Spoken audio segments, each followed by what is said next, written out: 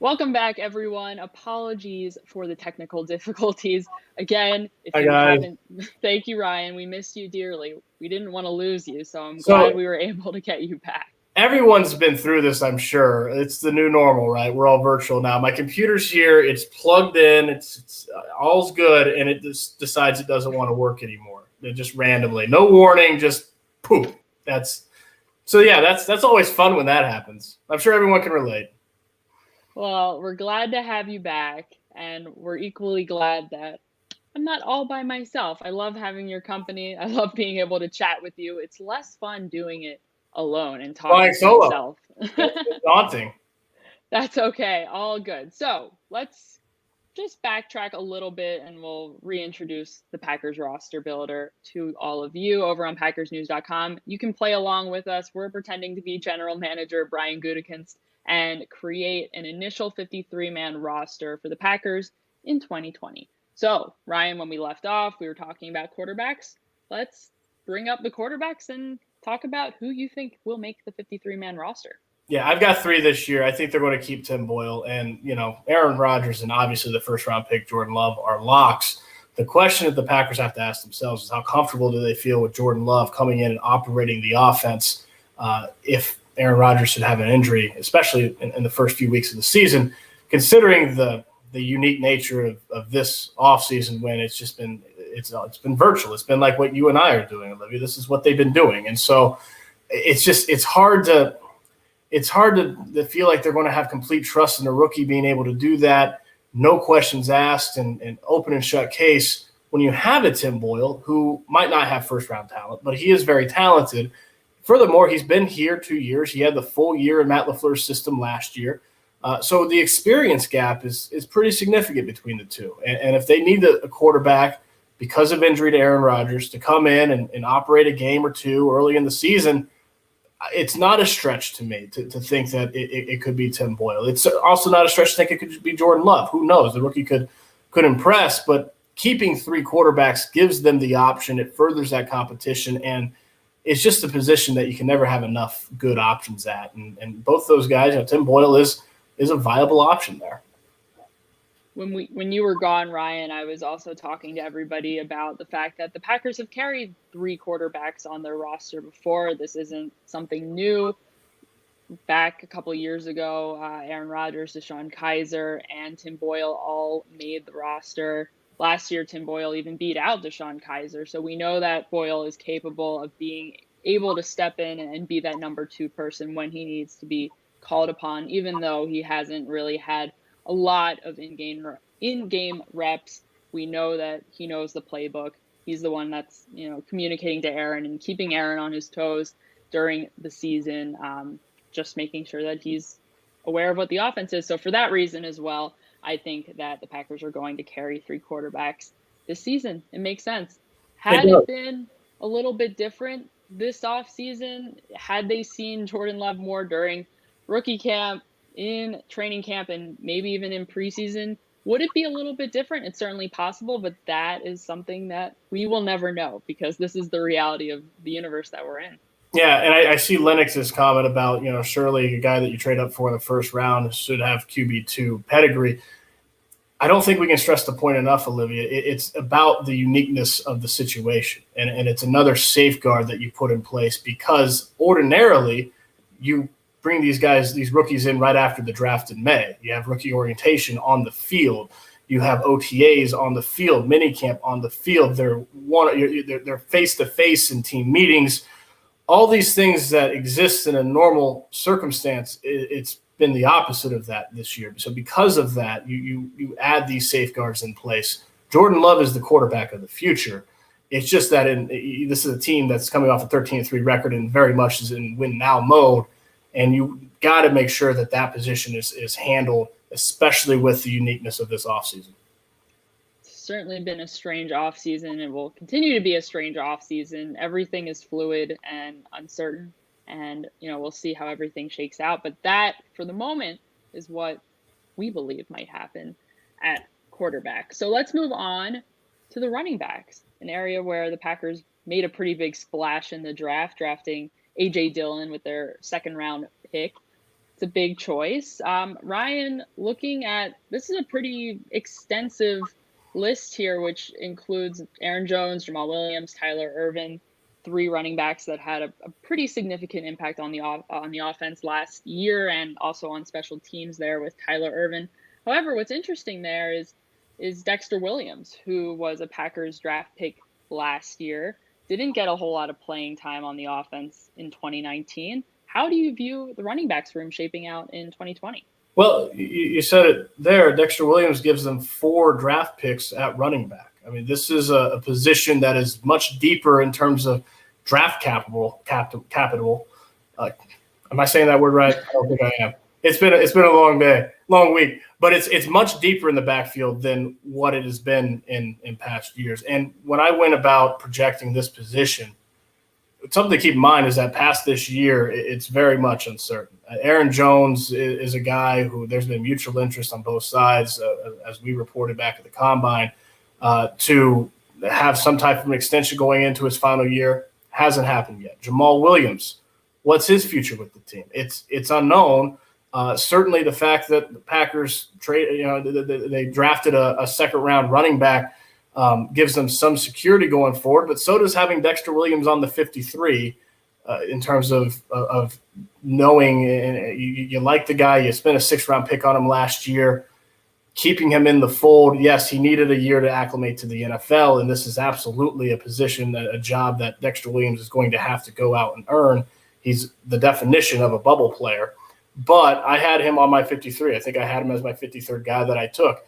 I have him taking 5 running backs and keeping 5 running backs. Aaron Jones, Jamaal Williams, A.J. Dillon, Tyler Ervin, who is a return specialist in role but a running back in position, and then Dexter Williams. Keep in mind, too, Olivia, that this is an offense that is making a heavy push toward running the football. So I don't think that it's crazy for them to have a bloated number in the backfield with how they plan to operate an offense with that heavy run game going forward.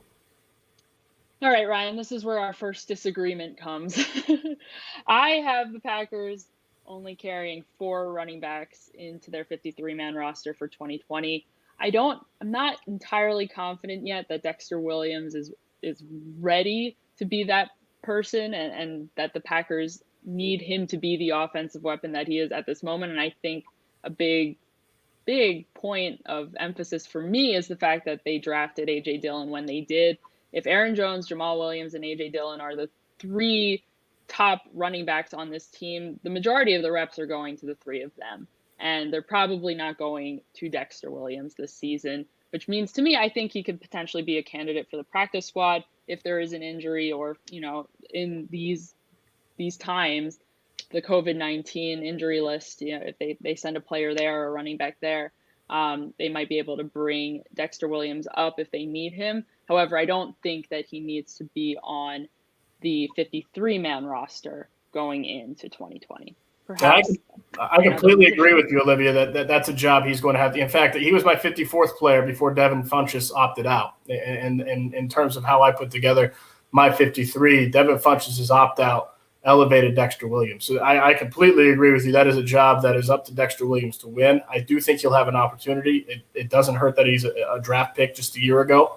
But I completely agree with you that is a job that he has got to go out there and prove that he can win with whatever limited preseason training camp time. Obviously no preseason games, but training camp reps that he's able to get. It's tough. We could sit here and argue this for hours and hours. Thankfully for all of you, we will spare you, and we will not argue for hours and hours about who could make this roster. We'll just keep it pretty brief, and we'll move on to the wide receivers. Ryan, you mentioned pretty big name, free agent signing Devin Funchess opted out of the 2020 season due to coronavirus concerns just a couple of days ago. So it's certainly unfortunate that the Packers aren't going to have him.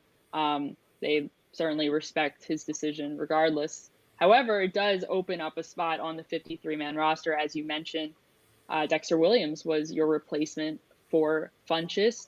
Who do you think will make it in the wide receivers room? I've got 6, and saying Dexter Williams was my replacement for Devin Funchess is to say that I had Reggie Begelton making it either way. He's my 6th receiver, and he was my 7th receiver when I had them keeping 7 when Devin Funchess was expected to play this fall. So the 6 I have, the obvious, 17. We don't have to mention Davante Adams' name, Alan Lazard, Marquez Valdes-Scantling, who the Packers have made clear this offseason that they're expecting a rebound from, not unlike Davante Adams had a few years ago after a poor second year. And if they can get any type of rebound the way that Davante Adams had, they'll be obviously ecstatic. But Marquez Valdes-Scantling is a guy they're going to count on, and they need him to rebound and have a big third year. Equanimeous St. Brown, speaking of rebounding, he on IR last year with the high ankle sprain. He's a guy that showed flashes in his first year, wasn't able to show that he could build on that last year, and he's kind of a wild card. If he's able to have a big third year, that goes a long way to the internal improvement that the Packers are going to be relying on with their receiver position. And finally, like I said, Reggie Begelton, I do have Jake Kumerow also making this team. They're running back who they had last year, and let's just go historically. It's the first time in Packers history in a 16-game season that they did not have multiple 500-yard receivers. The last time that happened was the late 70s when it was a 14-game schedule. It has not happened in a 16-game schedule. Historically, that is, you look across the league, that is the barometer, the bare minimum, to have multiple 500-yard receivers. They didn't have that. They need to get more from this group, Olivia, and I have them running back mostly the same core at that position. Okay, this is, again, where we're going to disagree just a little bit, Ryan, because my 53rd man that came up from after Devin Funchess decided that he was going to opt out, thereby leaving a space on the 53-man roster, is actually Darrius Shepherd. Ooh, this might be controversial. Made the team last year. He did. He came in. He didn't even get signed after the draft. He came in undrafted later for a tryout and ultimately made the team, was impressive enough in training camp that the Packers decided to give him an opportunity. And it didn't work out so well very early for him. He eventually got relegated down to the practice squad. However, I think in perhaps the small amount of time that he will have in training camp, he might be able to show something, some sort of growth and learning and understanding from what he did, the experience that he did have in year 1 coming into year 2 with the Packers. I am putting him down as my 53rd. Who knows if it'll happen? That is my guess, Ryan. So who's your full position? So it's everyone that you had, including Darrius Shepherd. So I agree with with you that they're going to want to run it back at the wide receivers position because that's the experience that they have in that room. The big emphasis on the roster this season, the 2020 season, is going to be experience. These players, as we've said, are not going to have a lot of opportunities to show themselves and to prove themselves, which is really unfortunate for undrafted free agents or some of the other bottom of the roster players. It kind of is the way that it is this season, which is, like I said, it's unfortunate because we love going into training camp and seeing these players who we didn't know a whole lot about coming in and making big splashes in training camp and in the preseason. So it's just a different world this season. So you have them keeping 7 at the position as a total. Yes. Correct. So I wouldn't be surprised if they did. I think that the one thing I'll add about the receiver position is it's they could keep 5, they could keep 6, they could keep 7. I wouldn't be surprised. I think each of those guys after Davante Adams and Alan Lazard, each of those guys are going to have to go out there and earn their jobs after the production or lack of production last season. Really, you get past the top 2. Each of those guys have to go out there and in camp when they get the opportunity and earn their spots. It's a good point. I think that this could be a completely different looking group depending on the early reps that they're able to get here and based on what they're able to show. I think it's a good point. So let's move on to a very crowded room. This is the way that the roster builder works. If you can see us, I don't know if I can scroll up, or maybe you can't see. So when you click on this drop down, you're not able to see the drop down. So it's going to break it up into centers, guards, and offensive tackles for the offensive line. So why don't we just start going, again, kind of position by position. Typically, I would just go right to the offensive line, but let's go position by position along the offensive line, starting with the centers. you got a pretty easy decision here to make. You've got two. You're either taking both or taking one of each, or, you got to take one of them, Ryan. Yeah, so I actually have them taking both, and I think that there is some thought in play that a year from now, if Jake Hansen can develop a 6th-round pick, he could potentially be a replacement for Corey Linsley. Corey Linsley is the consistency, the foundation, the man in the middle that never misses a snap, and he's been a pillar of consistency for this offensive line for the last few years. But he's going into his final year of his contract, and they're going to have a ton of difficult decisions to make when it comes to the cap ramifications, not only with who they have coming up. I mean, you look at David Bakhtiari coming up, Aaron Jones coming up, Kevin King, on down the line, Kenny Clark, obviously, but then the impacts of COVID-19 and what that does to the cap as well. I mean, it's all funneling to some really difficult choices. And what does that mean for Corey Linsley? Well, I think Jake Hansen makes the team. I think they keep 2 centers, and I think his development is going to be something that this front office keeps a very keen watch on, knowing that he could be the guy in the middle for him a year from now. I agree with you, Ryan. I think there are some uncertainties surrounding Corey Linsley by no fault of his own. As you mentioned, he's been a huge part, the anchor of that Packers offensive line. However, entering his contract year, and because of the way that coronavirus is expected to impact the cap in 2021, it's not looking super optimistic for any of the 2021 free agents. They're going to have some big decisions to make when it comes to deciding if they want to bring back some of these veteran players for more years in Green Bay. So that being said, I'm going to just take Corey Linsley from the centers. I'm not going to keep Jake Hansen. And mostly, I think we'll get to this as we continue with the offensive line. I think they need depth at tackle. I don't see they need a little bit more depth there. They didn't really draft anyone this year that could potentially be the depth there. And in addition, we know that guard Lucas Patrick has some experience at center if Corey Linsley isn't able to play in these games this season. So for that reason, I don't think Jake Hansen is going to make the 53. Certainly not to say he wouldn't make the practice squad. I think that Hansen has a really big opportunity ahead of him if he's able to prove himself in practice, if the Packers decide not to extend Corey Linsley. So that's certainly something to keep an eye on going into the season. Let's move in to the guard position now, Ryan.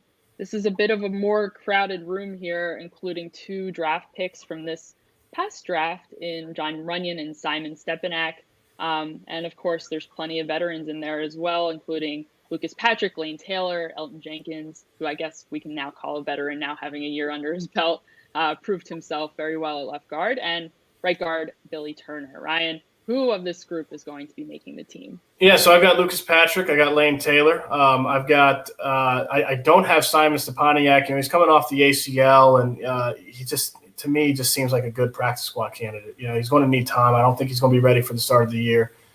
He seems like a good practice squad candidate. Let him heal, let him develop, let him learn, and I think that he can still factor into their long-term plans. And then obviously the John Runyan, I do have them keeping, and Elgton Jenkins and Billy Turner, the 2 starters. Keep in mind, though, and I completely agree with you, Olivia, they are much deeper along the interior than they are on the perimeter of the offensive line. Tackle depth is a major issue for this team. With that said, they have some options in terms of moving interior guys out. Billy Turner's the obvious one. He's started games at both tackle spots in this league, and he's best at right guard. That's especially in this wide zone offense. That's where they signed him to play. But he can play tackle. I think a lot would have to go wrong, but in an emergency, John Runyan was 2-year starter at left tackle at Michigan. They see him as an interior guard, but he is a guy that at the highest level in the Big Ten, he did play a good left tackle, good enough to get drafted. So he's got experience there. And the guy that, let's not forget, and he's an interesting name because he was a starter at the beginning of last year. Elgton Jenkins took his spot, but Lane Taylor has filled in at tackle in literally emergent situations and has acquitted himself quite well. It would have to be an emergency situation, but it is something that he's done at the NFL level. He played tackle in college. So Lane Taylor's a guy that, because of his versatility, I also have making the team. I think you make very sound arguments, Ryan, and I am playing devil's advocate a little bit more with my picks just because we talked pretty extensively last year about what would happen if the Packers decided to move Billy Turner over to tackle, especially when Brian Bulaga was sick. The team ultimately brought in Jared Valdir toward the end of the season as a free agent. He came out of retirement because they needed some depth and a backup at tackle, and we find them again in the same position. The big question is when you move a player who's typically playing on the interior and is best in the interior, when you move him out to tackle, are you now making two positions worse instead of one? And that was a big question that we had last season, as I mentioned, with Brian Bulaga missing some games. So it's a question. It's certainly a question, but it's something to think about as well. So for my guard situation here, I have Elgton Jenkins making the team. I also have Lane Taylor, Lucas Patrick, and John Runyan. Did I say Billy Turner? I also have Billy Turner as well. So I have that group. I think Runyan could be an interesting candidate, and I'm interested to see if he gets any meaningful reps along the offensive line this upcoming season. He could be an interesting person to watch there. But that's my group. Not too different from yours, but I think going into our tackle discussion, which why don't we move along there? Lengthy discussion about the offensive line. I think perhaps here is where we might have some differing opinions, Ryan. Yeah, so I've got the All-Pro, obviously, David Bakhtiari. I've got Rick Wagner, and that's it. I've got two tackles. I think that if there's an injury, and there very well might be, there's always a lot of attrition on the offensive line. I think when you look at it, to me, the most likely solution is to take something from the interior. And I agree with you, Olivia. Teams are loath to do this because, in theory, you're weakening yourself at two positions on the offensive line. 40% of the offensive line is now not your optimal starting combination. However, I also think that the talent prevails in general, and the talent on this offensive line, as far as the entire 80-man roster, once they cut down, is going to be on the interior, and you do have versatile options who have been able to step outside in the past. So let's pull up your final decision here at offensive line. You have 9 players making the team. The big noticeable difference, I think, between the two of ours is that I have Alex Light making the team. He did get some important reps at tackle last season. However, Packers ultimately, like I mentioned, did decide to bring in Jared Valdir in at tackle as a free agent. Not for any particular reason necessarily, but Alex Light, I think, is still young, and I'm not entirely sure if the Packers see him as a viable backup just yet. However, he has the experience, and I think, again, the Packers need to have that experience on their roster going into this season. It's not perfect, but I think going through the mentality of keeping the guard position, keeping the guards at guard, and having tackles at tackle may be a little bit simple. However, I think that's the proper way to think about it going forward, Ryan. Yeah, I think it all depends on how much Alex Light has developed, and we haven't really seen it. The Packers, in a lot of ways, haven't seen it either. He's a great example of a guy that he's going to have an opportunity because of the numbers of tackle. I mean, the opportunity is clearly there. Does he go out and seize that or not? And in this limited camp that they're going to have, I mean, he's a guy that is going to have an opportunity. I'm curious, before we move to the defense, Olivia, what did you have at tight end? How many? Let's see. Oh, did we skip tight end? We did. Is that my fault? Oh, I'm so sorry. We'll go back to tight end. Well, I'm trying to smoothly transition that in there, but yes.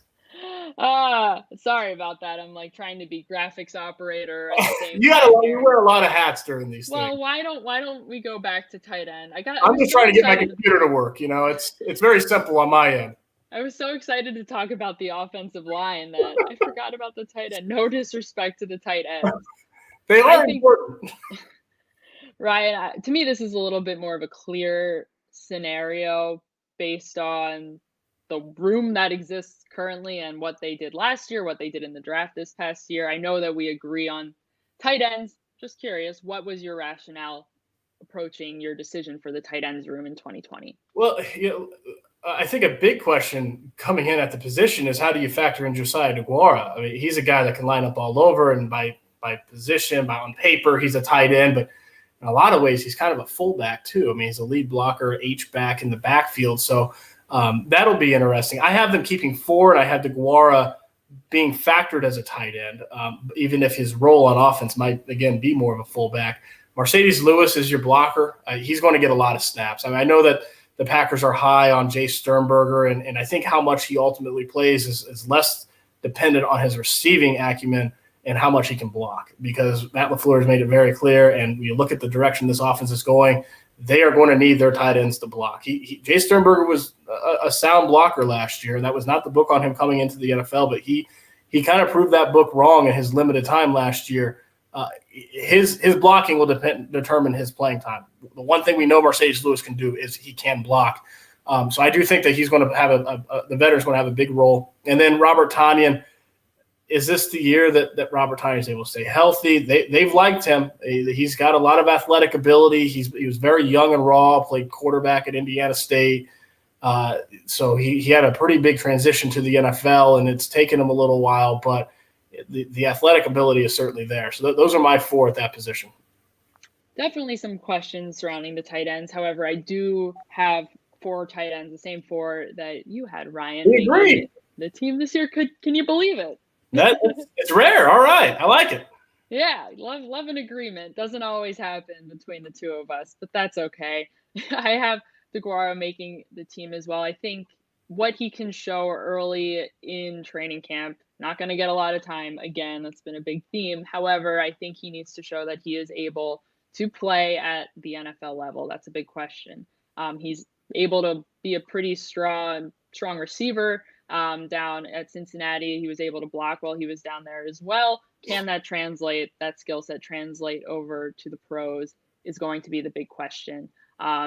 We don't know. We'll find out. I'm excited to see exactly what this group has in store for the future. So anyway, we should tell Richard, yes, Jace Sternberger was placed on the COVID-19 list yesterday. So yes. Him and Mason Crosby both. So, I don't know if you know better than I do, Olivia. Who knows how long these guys will be out? I think it's a minimum of, like 5 days, and then they get retested. And there's a lot of tests. But, yeah, it's yes, he was placed on the COVID-19 list yesterday. Yes. And it depends. We don't know the distinction whether if he actually tested positive or if he just came into contact with somebody who tested positive. I shouldn't say just. It's still a very serious matter.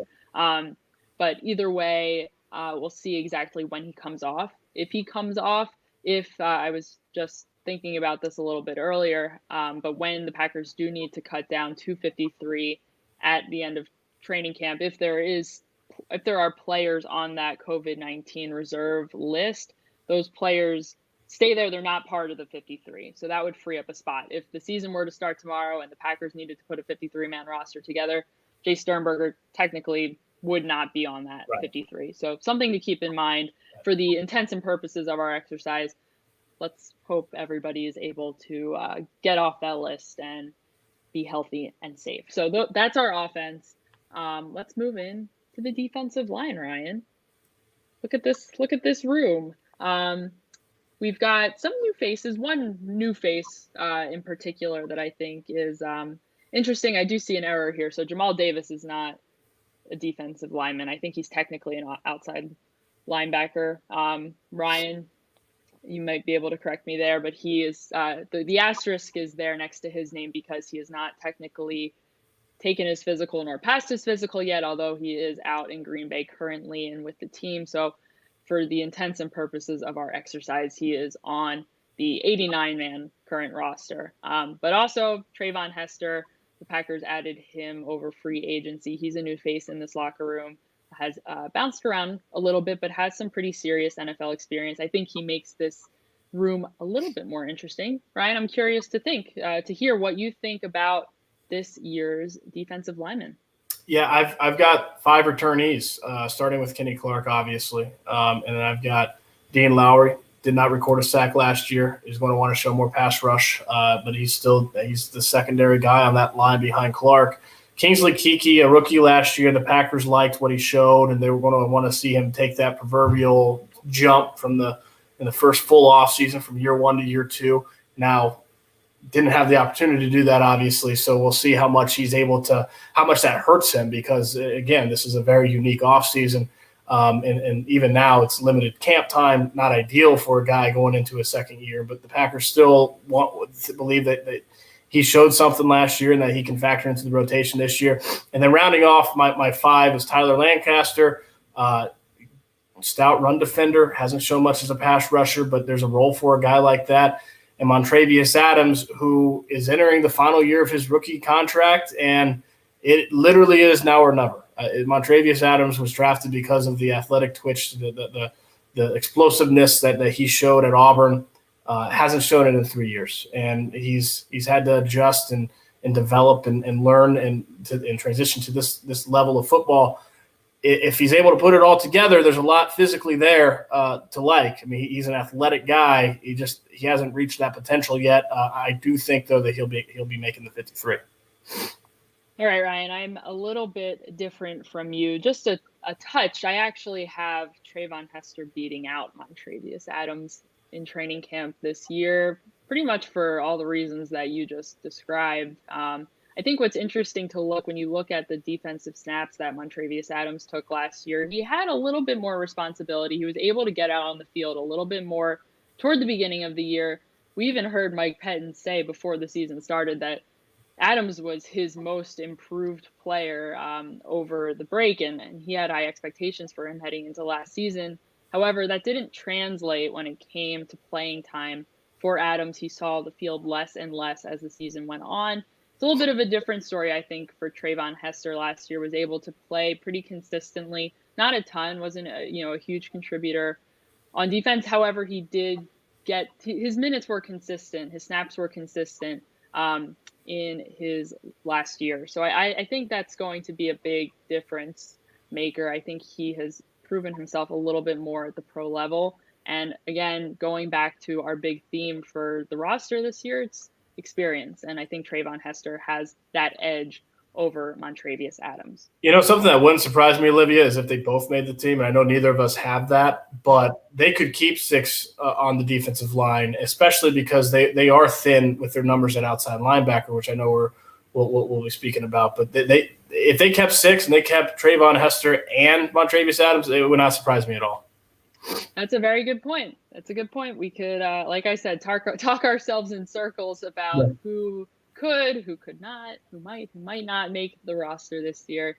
A lot is up in the air, and it's unfortunate that we haven't really gotten to see much of what these guys look like on the field just yet. So why don't we move into outside linebacker, Ryan? You mentioned the room is a little bit thin. I have all the linebackers on the roster builder here in the same group, so it's going to look like a more crowded room. However, a lot of these names that you're seeing here are not outside linebackers. That being said, Ryan, let's get right into it. Who of the outside linebackers do you think is going to make the roster in 2020? I have them keeping 4, and 2 of them you know very well. 3 of them, frankly, you know really well. I mean, the Smith brothers and then Rashawn Gary, the first-round pick last year. The question very much becomes who's 4th, and I think that 4, frankly, is a bare minimum of what you want to teams that play a 3-4 can keep 6 outside linebackers. I mean, 4 is bare minimum. But I do, in that vacated 4 spot that Kyler Fackrell left open with his departure in free agency, I had them filling that with Randy Ramsey. Now, if you're asking who, it's because Randy Ramsey was on the practice squad last year. But he was a priority undrafted free agent for this team a year ago. They really like his athletic ability. He's had a year now to grow in Mike Pettin's system, even though he's on cards most of the fall. He's a guy that you could see before games working with Za'Darius Smith on his get-off. I mean, he was a guy that did as much extra work as he could. And because of the athletic ability, because of the year experience on the practice squad, he would be my early favorite to get that 4th spot as an outside linebacker, Randy Ramsey. I won't belabor because I think you summed it up pretty well. We have identical outside linebackers rooms. I think Randy Ramsey might come as a surprise only just because he hasn't had that experience just yet. And he was stashed away on the practice squad last season. However, I think he could be an interesting candidate as someone who could make it when this room is a little thin, I would say. So certainly something to keep an eye on this training camp. Hopefully we'll get to see them very soon. So let's move on quickly now to the inside linebackers, who the Packers did invest some draft capital there this past draft by drafting Kamal Martin out of Minnesota. Ryan, who do you have making the team at inside linebacker? Well, the Blake Martinez replacement, Christian Kirksey, they brought in free agency. He's the leader of the room. I got him keeping 4. It's Kirksey, Oren Burks, similar to Marcedes Adams, frankly. It's now or never for Oren Burks. He was drafted 3rd round just like Marcedes Adams, and he was drafted 3rd round to be able to fill the type of role that they need him to fill this year as a coverage linebacker, a guy that's very athletic, a converted safety at Vanderbilt, comes in, and they hope that he can play a significant role in this defense. And then Ty Summers, 7th-round pick last year, good special teams player, and Kamal Martin, the rookie 5th-round pick out of Minnesota. Notably on my list, I did not have them keeping Curtis Bolton, but he should not be forgotten. He looked like he was well on his way to getting a spot in the 53 a year ago in the preseason before tearing his ACL. He's coming off the ACL now, but he has every opportunity to make this 53 as well. Yeah, I'm really curious to see what happens to Bolton because back in training camp, he certainly impressed, and in preseason games, he was someone who stood out. However, because of the injury, we haven't seen him since then. I don't know when he was able to start getting back on the field after the ACL injury, but it's a big question, and I'm interested to see exactly how he's able to compete in the remainder of what we're going to have of camp. I also have all 4 of those same players making the roster. Yes, Oren Burks has certainly a lot of pressure on him this year to step up and to be able to play more of Mike Pettine's base defense with the 2 inside linebackers in the middle of the field. It's a big question. They haven't been doing it. They've been opting to go more toward that hybrid safety inside linebacker position. Raven Green potentially is someone who could play there, who had played there before he got injured last season. However, I'm sure Mike Pettine, if Oren Burks is able to rise to the occasion, would like to play Burks there more often. So that's a big thing to keep an eye on heading into this upcoming season. Moving on to defensive backs. We're getting toward the end of this. Let's start with the cornerbacks, Ryan. Some not a whole lot of new names. There are some undrafted free agents that the Packers included on here, but like a good number of returners from last year. Of this list, Ryan, who do you anticipate making the roster in 2020? Yeah, I'm sure that if you haven't been paying attention this offseason, the first thing that you'll notice there is that Tramon Williams is not on this roster. So that's the void that they have to fill. Tramon Williams was primarily a slot corner. The middle of the field is going to be a question mark. Now they can move in Jair Alexander or even Kevin King to fill some of those slot snaps. It wouldn't surprise me if they did, but they're also going to have to look elsewhere. So Alexander and King are the 2 pillars of this position. I have them keeping 6. Behind them, I have Chandon Sullivan, Kadar Holman, Josh Jackson, and Kabion Into. First of all, Kadar Holman, last year, 6th-round pick. They liked what he gave on special teams. A guy that has an opportunity similar to Kingsley Keke to develop going into the second year. Josh Jackson, there's a few of these guys on this roster. Oren Burks, Marcedes Adams, he's another now or never guy. He's just he was phenomenal at Iowa. Hasn't shown that he had a solid rookie year, but didn't show that much last year. And it's a big year for Josh Jackson. And finally, Kabion Into. If you don't know the name, practice squad last year, a converted receiver from Colorado. And he had a really good camp before having an injury last year. And he shows he's really tall and long. He's got a 41-inch vertical. And he shows some of that natural ball skills that you would expect from a converted receiver. He's kind of a guy that's a bit of a project but has a lot of potential. And wouldn't surprise me to see him round out that cornerback group. I think that's an interesting group, Ryan. I think Kabion Into in camp last season was someone who stood out, even though he wasn't talked about necessarily as much as someone like Ty Summers or Curtis Bolton on the defense. But, who knows? We'll see. I don't have him making the 53. I think he could be a great practice squad candidate. I just have the Packers keeping 5 cornerbacks, which is something that I'm a little insecure about. I think that could be a little bit thin at the position. However, I think it'll segue nicely when we start talking about safeties as to why I decided to go a little bit heavier there. So why don't we just start, or I should say continue with the safeties when you're looking at this room. Again, you see a lot of returners here and some undrafted free agents and 1 draft pick the Packers added on safety Vernon Scott out of TCU. Apparently, the Packers like to use late round draft picks over the last 2 years on defensive players from TCU.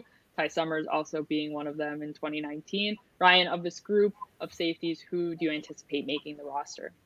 Yeah, so I have them keeping 4. The 2 back-end starters, Adrian Amos and Darnell Savage. I think they'll be just like last year. They'll be the foundation, the back end of this defense. And then behind them, the word is really versatility. Raven Green, he's a safety on paper, could very well end up being the second inside linebacker behind Christian Kirksey. Mike Pettin likes to play that hybrid dime look where you keep 3 safeties on the field, one of them being a hybrid linebacker and kind of a sub package. Raven Green fills that role. Will Redmond, he's a safety. He's a good special team player. He's also a guy that can line up and cover in the slot. And so I think that he'll have an opportunity to get snaps in the slot as a third safety on the field, but still a coverage guy that can factor into their sub package. I am going to go a little heavier on safeties, Ryan. I'm keeping 5 at the position. I'm going to have Scott make the team as potentially someone who contribute on special teams. Also, keeping in mind, as you mentioned, the fact that Raven Green likely will be relied on as that hybrid linebacker safety alongside Christian Kirksey. I think this is more of a depth thing. If we're considering Raven Green to be more in that realm of an inside linebacker, although being in the safeties room, I think having 4 safeties, true safeties, and on the depth chart there at safety will be valuable for the Packers. It might just be for security. Just in my mind, I think that is something that makes sense. You can feel free to disagree with me. But yeah, so that's just about it. We've got one more group. I don't know how much time we really need to spend on specialists. Yeah, pretty self-explanatory, I think. Mason Crosby, J.K. Scott, Hunter Bradley, just like the past few years. Mason Crosby signing that extension in February, coming off what really in a lot of ways was a career year after a pretty poor 2018, rebounded exactly the way you want any player in that situation, regardless position, to rebound. I think that, the big question of the group is, can J.K. Scott find that consistency? Because, Olivia, we've seen the leg in practice. I mean, we stood there on the sideline, looked straight up and thought, boy, he can really kick the football. And we've seen it in games some too, and then we've seen him go into droughts. And there's no question he has the talent. Is this the year where he puts it all together and it's consistently at that level? I think that's the question of the specialist group. Consistency, certainly a question there for Scott. This will be a big year for him to prove that he is able to maintain his average yards every single game. And Mason Crosby, certainly all these players are a roster lock. There's no competition. We saw last year the Packers brought in kicker Sam Ficken to compete with Crosby. Crosby won out and was able to sign an extension before he hit the market this year. So it's clear that they're very confident in Crosby and what he's able to do for this team. So I think that rounds it out, Ryan. 53 players. It is way too early to be making these decisions. Oh, yeah. However, we'll do it anyway just for fun, and it's always in good fun. A lot could change. A lot could happen. There's even more opportunity than there typically would be in some ways this season because of the expanded practice squad, which is good news in many ways for some of the bottom of the roster players. However, we'll see how everything shakes out. A lot of uncertainty because of the coronavirus and the way that the Packers have been able to get in the building this off season. It hasn't been very frequent. So we'll see exactly how the rest of things shake up there. Ryan, any other words for our lovely viewers before we wrap things up? No, I think we've said it. The one thing to keep in mind is that because of the new CBA this year, the teams are able to carry 55 on their active roster. I know, Olivia, neither you or I went with the full 55 because that 54th and 55th spot are very much kind of on the taxi squad. They can go back and forth between the practice squad and the active roster multiple times without being subjected to waivers. So, but just keep that in mind that teams can add those 2 additional spots for a particular game week, depending on the opponent, because of the difficulty in projecting those, because they can go back and forth. I know we went with the 53. Yeah, I think it makes it a little bit easier. And I also, because those players have to be sent down after games, right? I think it kind of, doesn't make a lot of sense to include it in this exercise. However, if you have 2 players that you really want to keep on the roster, go ahead and keep them on there for fun as the potential taxi squad. So thank you guys so much for joining us. We appreciate it. Thank you for your patience with some of the early technical difficulties. Make sure you check out Roster Builder over on PackersNews.com. Go put your general manager hat on and give it a shot. It's hard. You can do this a lot. I've done this a few times, and I'm not always entirely confident in my roster. That's why I'm not a general manager. That's why I'm not Brian Gutekunst. Have a good one, everyone. We'll see you next time.